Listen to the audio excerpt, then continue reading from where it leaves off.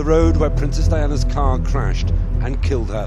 In the glittering world of celebrity where fame and fortune seem to shield the elite from everyday troubles, there exists a stark reminder of mortality that no amount of stardom can overcome: the automobile accident. Fast and Furious actor Paul Walker died from a combination of traumatic injuries and burns. These tragic events punctuate our collective consciousness, transforming vehicles into unlikely memorials and ordinary stretches of road into sites of pilgrimage. Ryan Dunn has died. Officials said the vehicle went off the road. It was found in the woods fully engulfed in flames. Celebrity car crashes don't just end lives. They freeze moments in cultural history, creating legends where there were once merely talented humans. The twisted metal and shattered glass tell stories that outlive their famous victims, reminding us that physics pays no respect to Hollywood royalty, racing champions, or actual princesses.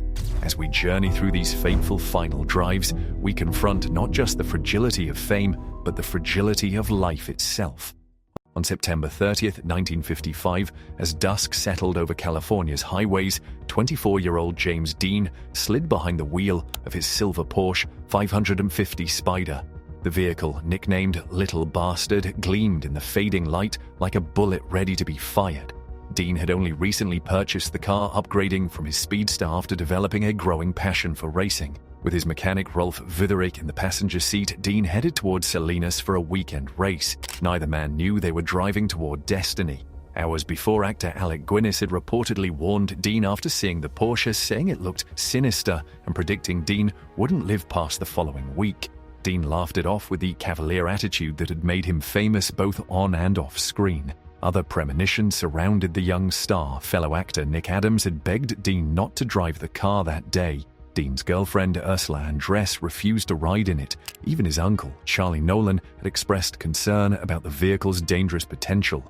The road stretched before Dean that afternoon was US Route 466, now State Route 46, a two-lane highway cutting through California's rural landscape.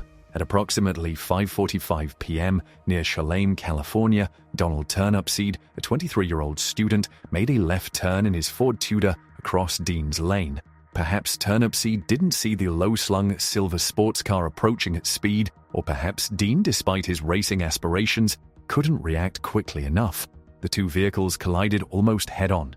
But I've discovered that James Dean was at a party the night before, and his knowledge of the dangers of taking unnecessary risks.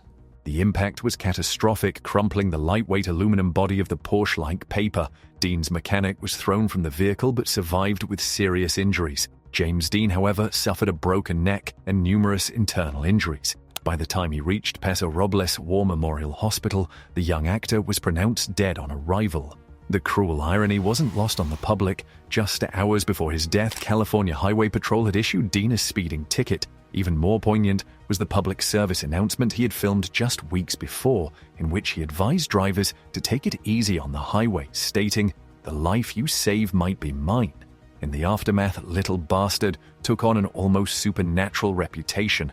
Rumors persisted that parts salvaged from the wreck brought misfortune to their new owners. The car itself mysteriously disappeared while being transported in 1960, adding another layer of mystique to the legend. Some claim it was stolen, others that it was secretly buried or hidden away. The automotive equivalent of King Tutankhamun's tomb, supposedly cursed and dangerous. Dean's death crystallized his rebellious image forever. Having starred in only 3 films, 2 of which, Rebel Without a Cause and Giant, were released posthumously, Dean became the first actor to receive a posthumous Academy Award nomination. His brief filmography and tragic end cemented his status as cinema's original rebel, eternally young, eternally defiant, and eternally speeding toward an appointment with destiny. Princess Diana, the People's Princess's final moments. The Paris night of August 31st, 1997 began with the ordinary rituals of celebrity, a private dinner at the Ritz Hotel owned by Mohammed Al Fayed, father of Diana's companion Dodi. The Princess of Wales, newly liberated from her royal title following her divorce from Prince Charles a year earlier, was enjoying a Mediterranean holiday with Dodi, temporarily escaping the relentless British press. But as the couple prepared to leave the hotel, the familiar dance with paparazzi began again, a dance that would soon turn deadly. Attempting to evade pursuing photographers, Diana and Dodi's security team devised a plan. The couple would exit through the back of the hotel while decoy vehicles distracted the waiting press at the front. Their actual transportation would be a black Mercedes-Benz S280, driven by Henry Paul, the acting head of security at the Ritz. Along with bodyguard Trevor Rees-Jones, they entered the vehicle shortly after midnight. What followed was a high-speed journey through the heart of Paris. The Mercedes accelerated down the Rue Cambon and onto the Place de la Concorde, gathering speed as it headed toward the Pont de l'Alma tunnel along the Seine River. It is a mystery why they were where they were, because there are many different ways of getting to the apartment. Eyewitnesses reported the car travelling at excessive speeds, later estimated between 60-80 mph in a 30 mph zone as it entered the tunnel at approximately 12:23 a.m. Inside the underpass, Paul lost control of the vehicle. The Mercedes swerved, sideswiped a white Fiat Uno, then slammed into the 13th pillar of the tunnel with devastating force. The impact was so severe that the car rebounded and struck the opposite wall before coming to rest. None of the occupants wore seatbelts except for Rees-Jones. The wreckage drew both paparazzi and bystanders. Some photographers continued taking pictures, while others reportedly attempted to help. Emergency services arrived within minutes, finding Diana still alive but grievously injured. After being stabilized at the scene for over an hour, she was transported to Pitié-Salpêtrière Hospital, where doctors discovered a severe tear in her pulmonary vein. Despite emergency surgery and intensive efforts to save her, Diana was pronounced dead at 4 a.m. Dodi Al-Fayed and Henry Paul had died instantly at the crash site. The investigation that followed revealed a complex picture. Henry Paul's blood alcohol level was 3 times the French legal limit. Trace amounts of antidepressants and antipsychotic medications were also detected in his system. The Fiat Uno that the Mercedes had struck was never officially identified, fueling conspiracy theories that persist to this day. These theories multiplied in the vacuum of grief that followed. Some blamed the paparazzi directly for causing the crash. Others pointed fingers at various intelligence agencies or even the royal family itself. Mohammed Al-Fayed maintained for years that his son and Diana were murdered as part of a plot orchestrated by Prince Philip to prevent Diana from marrying a Muslim and bearing his grandchild. However, after a thorough British inquest concluded in 2008, the official verdict identified the causes as Paul's negligent driving while intoxicated and the pursuit by paparazzi, which may have affected his judgment. The lack of seatbelts was also cited as a critical factor in the severity of the injuries. The global response to Diana's death was unprecedented. Over 1 million bouquets were left at Kensington Palace. The funeral on September 6 was watched by an estimated 2.5 billion people worldwide. Her brother Earl Spencer's eulogy, in which he vowed that Diana's blood family would protect Princes William and Harry from suffering the same press intrusion that had contributed to their mother's death, resonated with millions who felt complicit in the tragedy through their consumption of tabloid news. Diana's death transformed not just the British monarchy, which faced intense criticism for its initially cold response, but also changed the relationship between celebrities and the media. Several countries enacted Diana laws to protect individuals from invasive photography, and public attitudes toward paparazzi hardened significantly.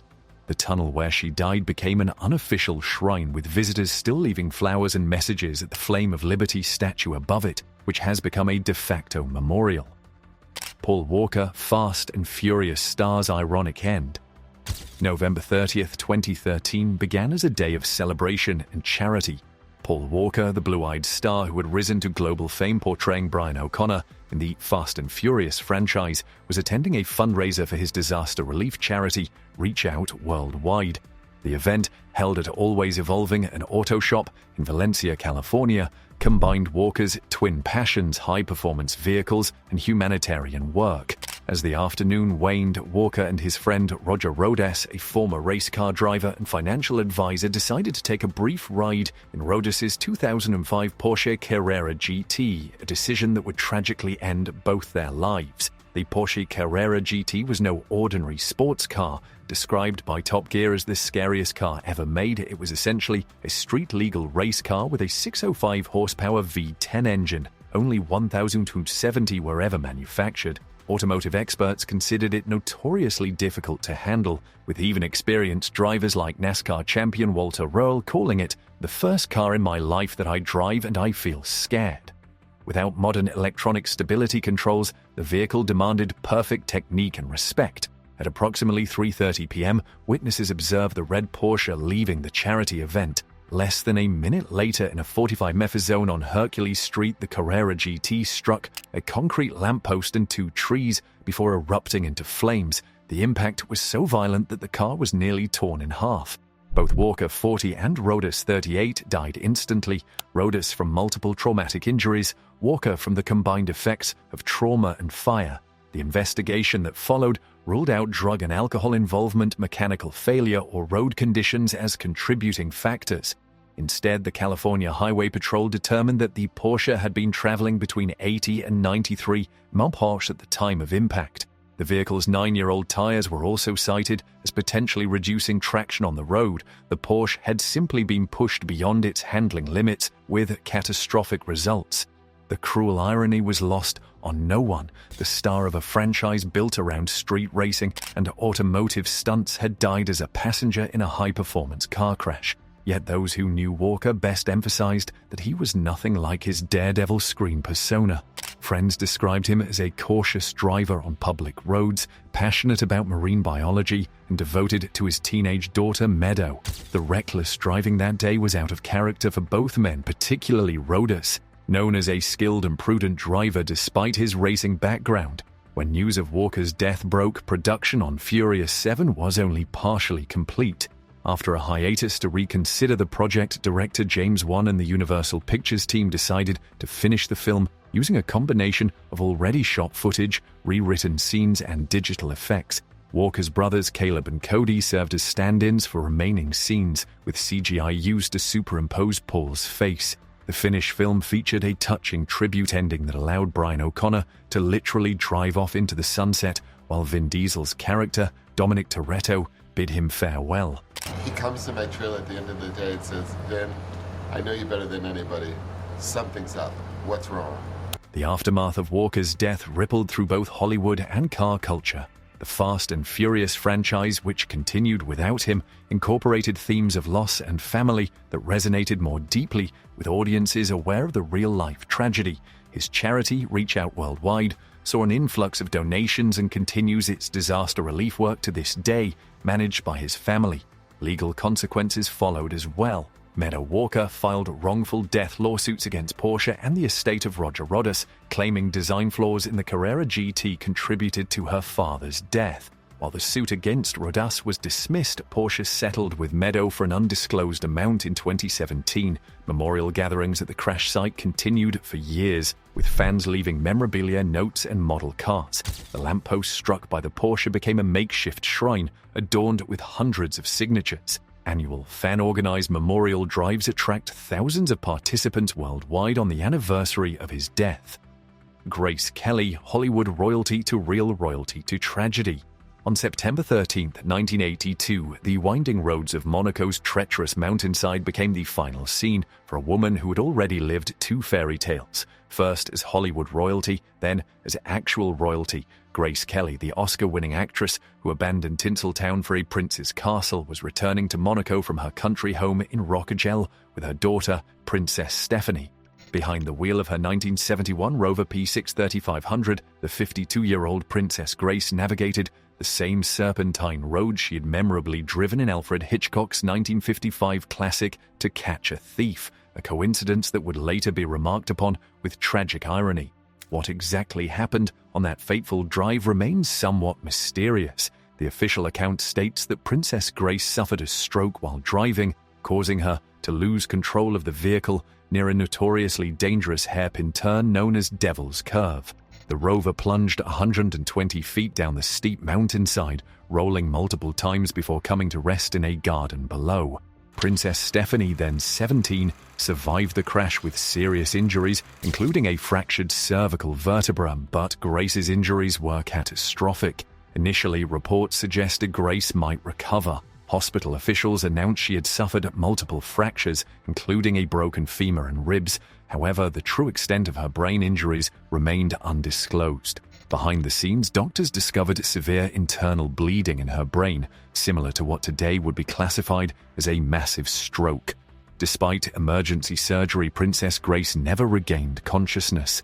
On September 14th, with her family's consent, she was removed from life support. Her husband, Prince Rainier III, was at her bedside as she passed away. Alternative theories about the crash have persisted over the decades. Some speculate that Princess Stephanie was actually driving, a claim she has vehemently denied. Others suggest mechanical failure played a role, noting that the 11-year-old rover had been experiencing brake problems. The palace's initial reluctance to provide complete medical details fueled rumors and conspiracy theories. Princess Stephanie's own recollection adds another layer of complexity. She has stated that her mother complained of a headache and appeared disoriented shortly before the accident, supporting the stroke theory. The tragedy sent shockwaves through both Hollywood and royal circles. Grace Kelly had embodied a particular kind of mid-century American elegance, earning an Academy Award for The Country Girl in 1954 and starring in multiple Hitchcock classics. Her 1956 wedding to Prince Rainier III had been a global media spectacle, with MGM Studios actually producing the event in exchange for the film rights. Their marriage represented a real-life fantasy that transcended entertainment, the beautiful actress who truly did become a princess. Monaco observed 3 days of national mourning following her death. Nearly 100 million television viewers worldwide watched her funeral at the Cathedral of Our Lady Immaculate, where she had married Rainier 26 years earlier.